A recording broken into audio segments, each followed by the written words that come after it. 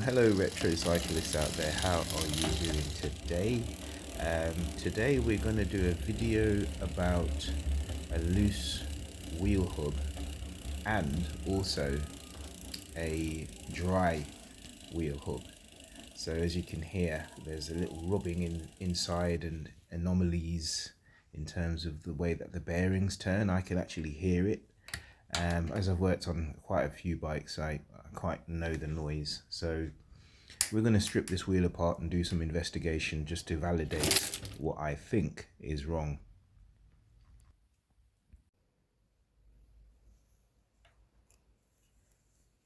Now the best thing to do is to strip the wheel apart. So take the wheel off, strip it apart if you have a seal over it, as I'm doing here. Unlock the locking nut using a cup and cone spanner, along with your wrench or spanner that is of that size. I believe it's a 15mm.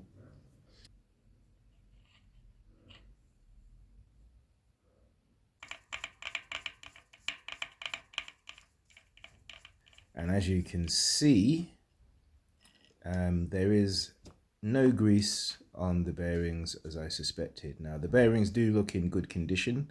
So what I'm going to do, I'm going to remove this from the housing. Oh yeah, you can see the grease solidified inside on the axle there as well. So that is the condition inside the bearing cage as well. So that would need a nice little clean. I've got a little magnet here to remove the bearings and get those cleaned, and all I'm going to do is wipe them down. Now people use degreaser on them, but they're not that bad in terms of how greasy they are and how dirty they are. It's just that the grease is dried. So once I removed all that, I removed the seal. Now some axles come with a seal like this. It depends how the hub's set up and what type of hub it is. Usually the old school hubs are set up in exactly the same way as this.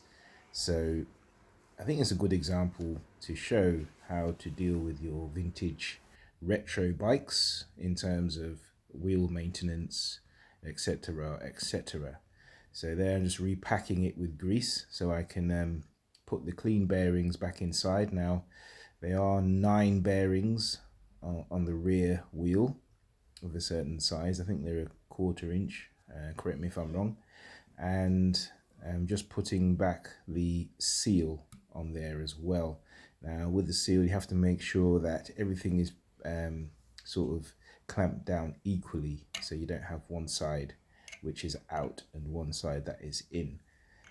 Otherwise you'll have anomalies in the wheel when you're tightening up the hub. Now usually when you tighten up the cup and cone over this, it would push it down anyway, but you just want to make sure that it's as straight as possible. Putting back in the wheel axle.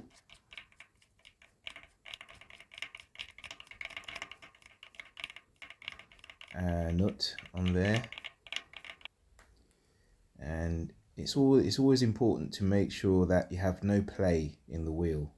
Now when I did this the first time and I put it back onto the wheel, there was a little play in it, but it wasn't enough for me to say, oh, you know, this is going to make me go slower. It just meant that eventually I would have to go back into it and tighten it back up again so that there's absolutely no play in the wheel. So I'm just putting back everything, so the washer, spacer and the locking nut.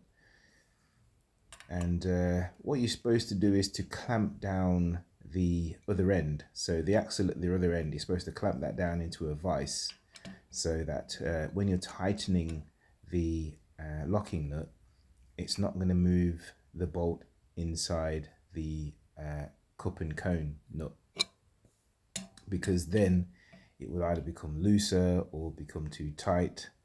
So it just helps to keep the bolt stable when you've got it inside a vise. So that is my advice, to put it in a vise.